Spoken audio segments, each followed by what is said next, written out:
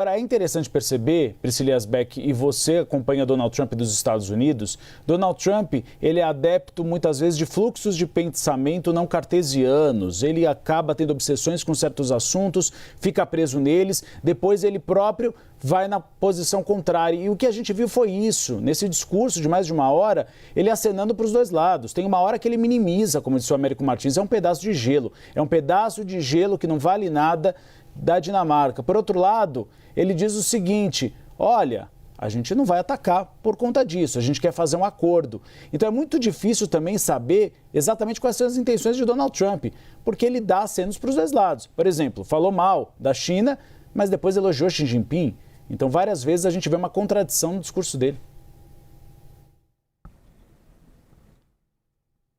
Exatamente, Uribe. Então, Donald Trump falando aí mais de uma hora num discurso que tinha uma previsão de 45 minutos, ele que já ultrapassou o tempo em diversos outros painéis, em cúpulas, e é muito criticado também por isso, porque ele não respeita a ordem da cúpula, de como as coisas acontecem, mas queria destacar um aspecto. Donald Trump falou sobre os minerais de terras raras, que esse não é o objetivo, e há uma percepção de que, de fato, para explorar esses minerais de terras raras, mesmo que haja um derretimento das geleiras na Groenlândia, isso significaria custos exorbitantes. E as empresas americanas não estão demonstrando interesse, algo parecido com o que está acontecendo na Venezuela, das empresas acharem um ambiente politicamente muito incerto. Então, essa questão dos minerais de terras raras, que Donald Trump falou que essa não é a questão, que a questão importante é o posicionamento estratégico da Groenlândia, que fica ali entre Rússia, entre China e entre América do Norte. Então, seria importante para a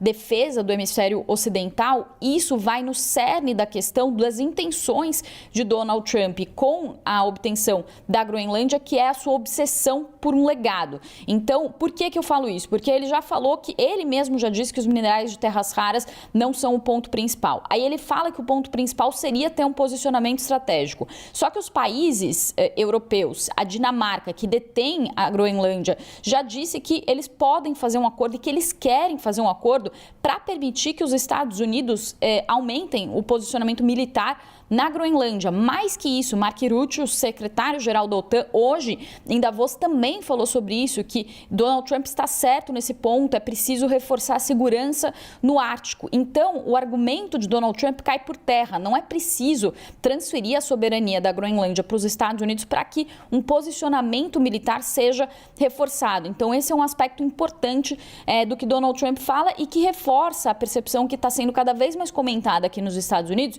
que o que Donald Trump verdadeiramente quer com a Groenlândia é aumentar o seu legado, essa obsessão dele pelo legado. E aí, inclusive, até a agência de notícias Reuters trouxe uma informação com fontes que estão acompanhando de perto o assunto, tem conversado com Donald Trump, e que a ideia dele seria ampliar o território dos Estados Unidos da forma mais significativa desde 1959, quando o Alasca e o Havaí se tornaram o 49º e o 50º estados americanos sob o governo do republicano Dwight Eisenhower. Então, Donald Trump tem essa obsessão pelo legado. E aí, falando sobre alguns dos trechos ali que a gente pode perceber também, ele falou, por exemplo, que sem os Estados Unidos a maioria dos países nem sequer funciona. Ele também falou que ele quer buscar negociações imediatas, então ele fala que não vai utilizar força, ele descarta o uso da força, mas ele não abre mão de falar sobre as negociações. Ele diz e coloca que ele vai até o fim para fazer essas negociações. Ele falou que todo aliado da OTAN tem a obrigação de ser capaz de defender o seu próprio território.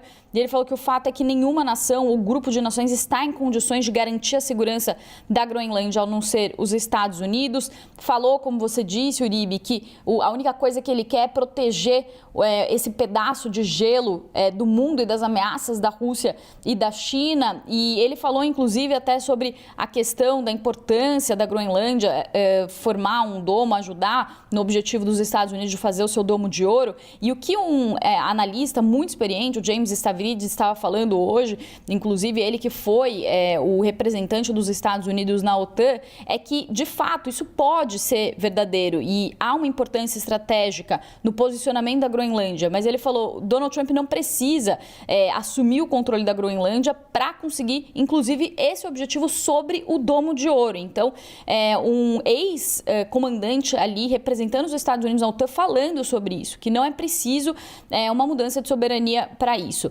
Donald Trump também fez críticas a outros líderes, fez crítica ao primeiro-ministro do Canadá, o Mark Carney, falando que ele não foi grato a ele no seu discurso, também falou que pode impor mais tarifas sobre a França, sobre medicamentos da França, a França que tem sido vocal aí na defesa da Groenlândia. Ele também cometeu, de certa forma, uma gafe, que ele falou que vai conversar com Volodymyr Zelensky, que acreditava que ele estava na plateia, só que Volodymyr Zelensky cancelou a sua ida a Davos, justamente porque uma boa parte da população em Kiev está sem energia por causa de novos ataques russos que estão afetando, inclusive, as casas em um momento que as temperaturas estão negativas, com risco de congelar o sistema de aquecimento, de calefação na Ucrânia de forma definitiva. Então, uma situação caótica dentro da Ucrânia e Donald Trump falou que Zelensky poderia estar na plateia, mostrando também que essa ida dele a Davos foi um pouco caótica.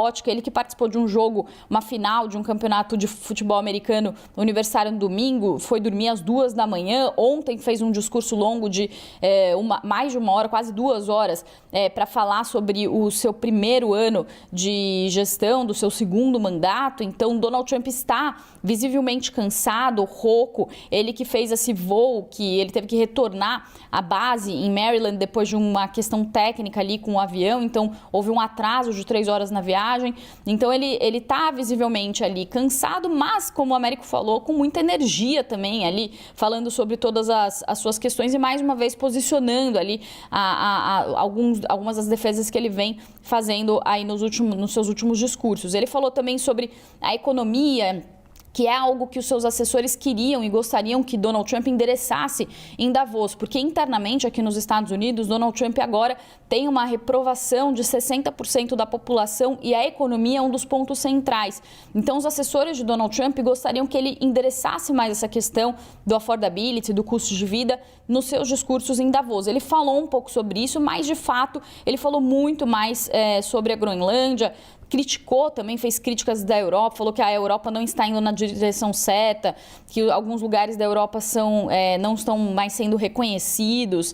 Também falou que os Estados Unidos se importam com o povo da Europa, mas ao mesmo tempo fazendo duras críticas aos seus líderes. E aí, só para finalizar, Uribe, também essa questão da Somália, que é uma questão... Ele falou o seguinte, vocês acreditam nisso? A Somália, eles se revelaram ter um QI mais alto do que pensávamos. Então, uma visão também preconceituosa, ligando ali o que aconteceu dos escândalos de fraude envolvendo os somalis em Minnesota, que é um estado governado por um democrata, mas ainda assim um discurso muito preconceituoso. E ontem mesmo ele falou que se acha que a Somália é um país, então ele também usando um pouco da sua retórica ali para falar sobre imigração, que foi uma parte, ele dedicou uma parte do seu discurso também a falar sobre isso, que é algo que fala também com a base interna de Donald Trump aqui dos Estados Unidos. Eu volto com você.